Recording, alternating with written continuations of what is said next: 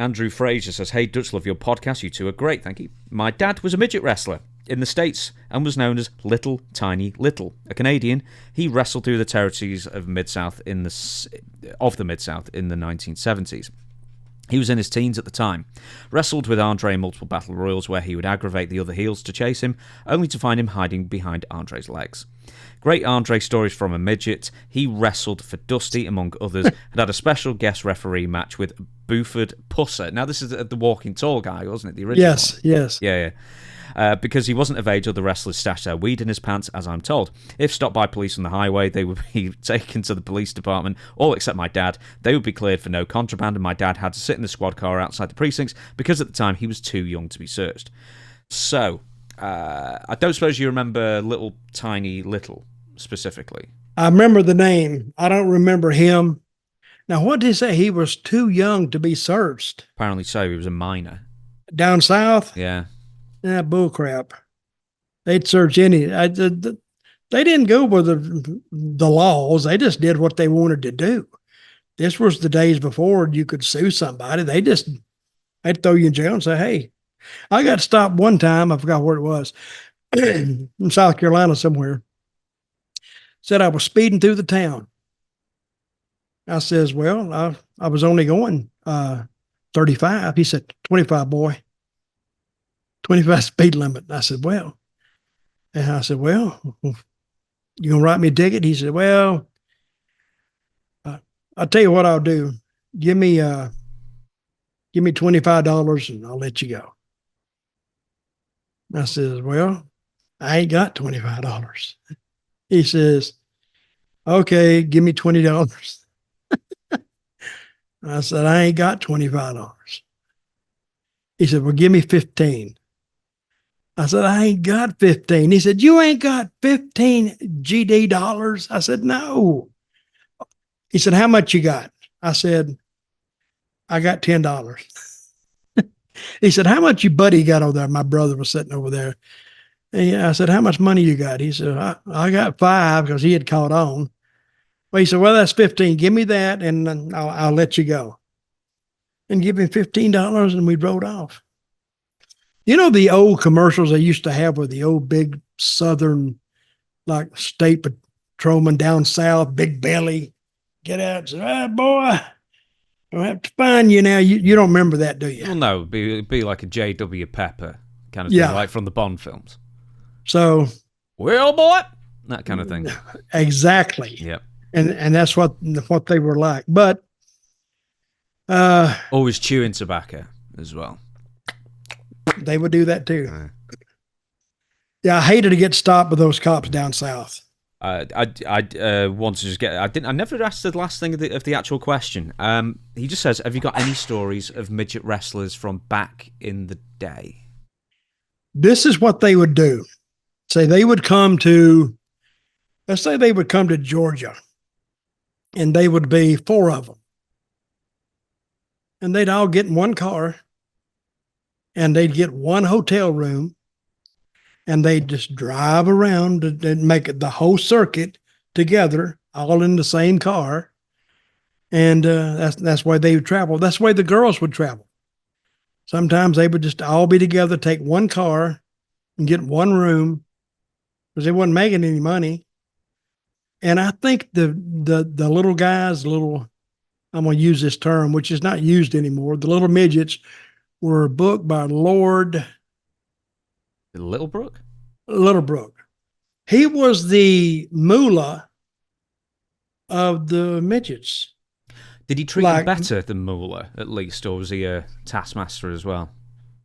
Well, I never heard any bad stories about him.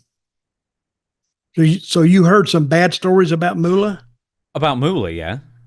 But never about Lord Littlebrook. I came out on Moolah and all this stuff that she was doing. Oh, they had one guy, he just jumped me, and a bunch of some of the women who had known Moolah. No, she was a good woman and she was this, and how dare you say that? I said, well, wait a minute. I didn't make this stuff up.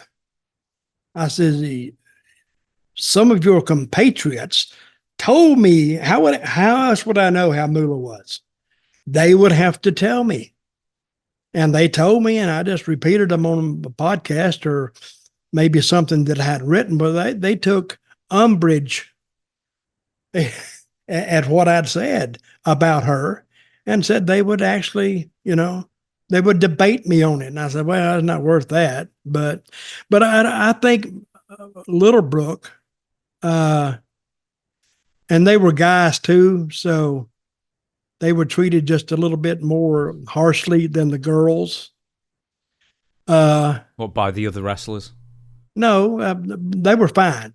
But I think with the promoters, right, since they were guys, promoters could kind of jack the girls around a little bit and not get too much heat on it. But it wouldn't try to. Some of those little midgets were down. They'd fight you. They don't give a damn how big you are. I mean, they were like little chihuahuas, and they were guys. So they, and I hate to say that they were treated differently, but they really was.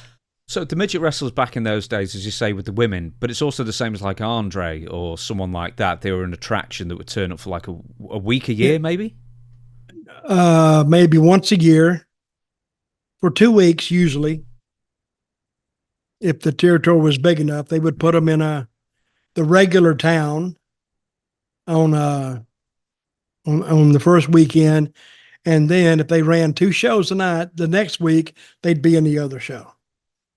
And it'd probably be a different town than what it was the week before, but it was called a spot show. So they'd put them in there, and that was good for spot shows. You'd put them in, and people weren't used to seeing that. Of course, they'd make a TV appearance before, and hey, come in and you could go see them. They were geared towards the kids, weren't they? Oh yeah, yeah. And it was comedy. It was a comedy match.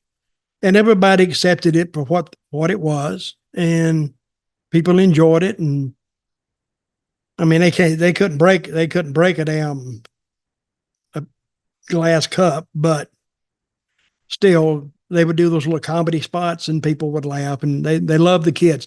Now I don't know if they sold merchandise or not, but if they did, they probably wrapped up.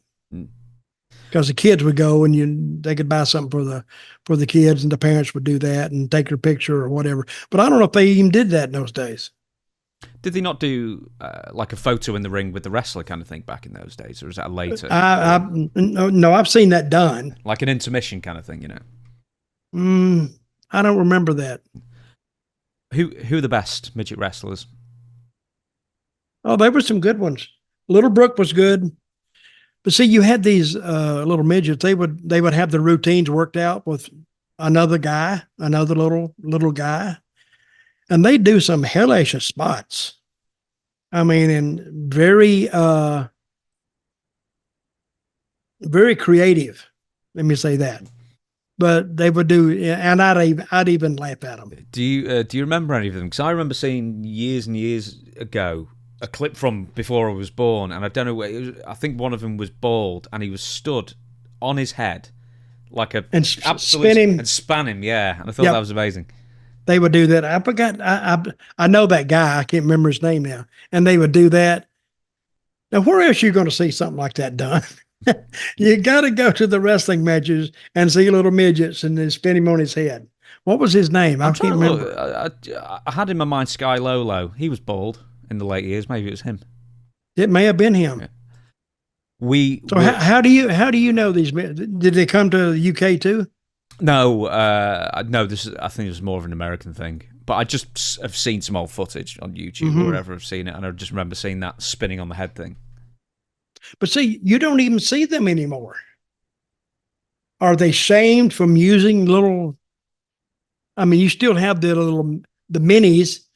They do the whole show. They do them in bars. They still do that, but they haven't used midget wrestlers in the WWE since I don't know when. Maybe they would consider it exploitative, but it's a double-edged sword where, well, if you consider it exploitative and don't hire them, well, then you're just not hiring someone based on their size. So therefore, you're discriminatory. Hey, no kidding. That's discrimination. I'd sue them. Mm. I'd sue them, by God. What's that called? Now, if it's because of their race, it's racism. What's it called because of size? Itism. Maybe. Sizeism. Sizeism. We'll do it on that sizeism. But no, I think the WWF tried it briefly in like the mid 2000s. But the thing is, like these days, they've got there is a midget fighting wrestling league. There are midget MMA leagues out there as well. So, you know, there's always a niche. Oh, wait a minute. Okay, and the MMA midget fighting league, is that a shoot? Oh yeah, there's like cage fighting with midgets. It is not. Trust me, there's loads out there. Okay, loads. I'll take your word for it. Very quickly as well, Jason Hunter wrote in. We got a lot of midget questions this week. It says, why are they leaving midgets out of the Hall of Fame? I presume they being WWE, although I don't know if there are others as well.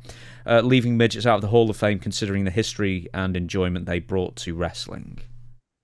Well, yeah, why do you have so many small men questions this week? There was at least 3 in a row there, wasn't there? That's crazy.